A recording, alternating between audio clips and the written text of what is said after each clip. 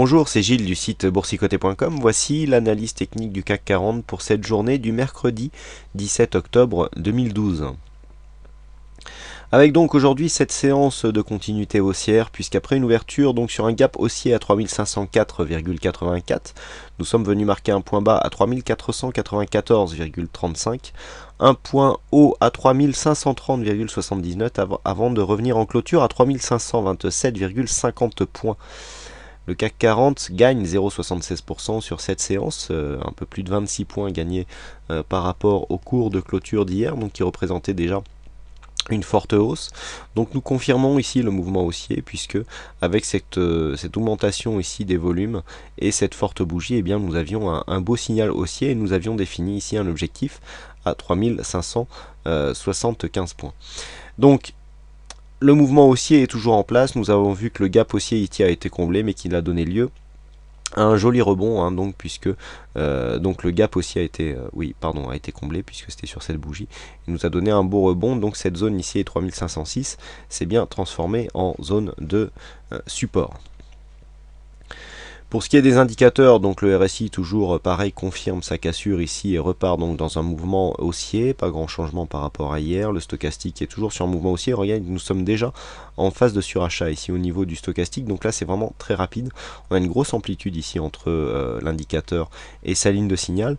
Le mouvement est très dynamique. Alors par contre ici stochastique déjà en surachat, c'est assez étonnant, c'est assez rare de voir une dynamique qui provoque un surachat aussi rapide, mais on sait aussi que le stochastique est un indicateur très volatile et donc ceci peut expliquer sa mise en surachat plus ou moins précoce. Alors au niveau du MACD, on est toujours sur la même dynamique, donc on avait eu ici cette phase de retournement, avec une petite ici zone d'invalidation, mais sans gravité. On est reparti et là on accélère la dynamique. Vous voyez au niveau des histogrammes ici, on monte vraiment d'une manière très rapide. Alors trop, peut-être, mais en attendant, les hausses continuent et donc au moment où je vous parle, on est même en train d'inscrire des nouveaux plus hauts. Au niveau des volumes, la bonne nouvelle c'est que les volumes continuent à augmenter, donc on est sur une phase où les volumes sont supérieurs à la moyenne, dans une phase haussière, c'est plutôt bon signe par rapport donc à la tendance, et potentiellement nous pouvons dire que cette séquence de hausse eh bien, est assez puissante, puisque on voit qu'elle est nourrie par de forts volumes.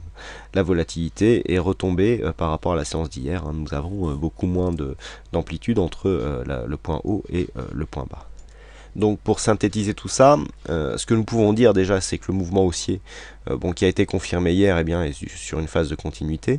Donc on est sur un mouvement très dynamique par rapport à la séance d'hier où normalement on attendait une phase de consolidation, et celle-là n'est pas venue.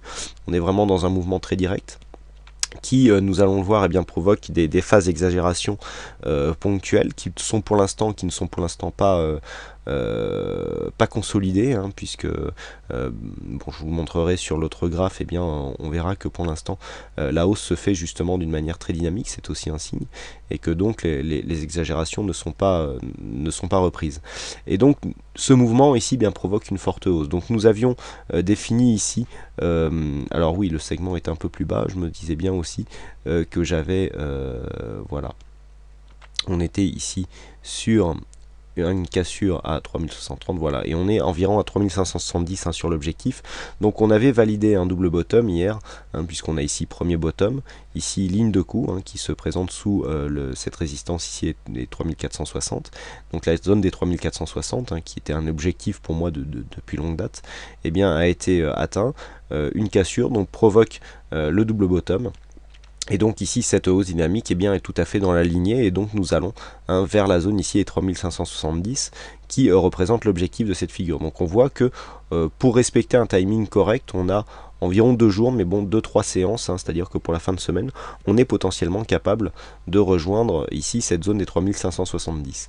En attendant, on voit que la hausse ici est soutenue, donc on l'a vu nourrie de forts volumes, et donc nous commençons à nous approcher ici de la zone des Bollinger. Donc on a une résistance intermédiaire qui se situe à 3540 points et une bande de Bollinger qui nous attend aux alentours des 3550 points. Donc dans cette zone, si toutefois on y arrivait, on pourrait craindre un ralentissement, d'autant plus que cette zone ici concerne toujours un gap qui restait ouvert entre donc la séance du 17 et du 18 septembre, puisque le gap avait été refermé mais d'une manière partielle, hein. Donc à partir du moment où on dépassera le plus haut de cette bougie à 3540,88, eh bien on serait en phase de résistance, puisqu'on sait que en général les gaps qui restent ouverts comme ça sur une longue période provoquent en général des zones de résistance ou de support, hein, si ce sont des gaps haussiers.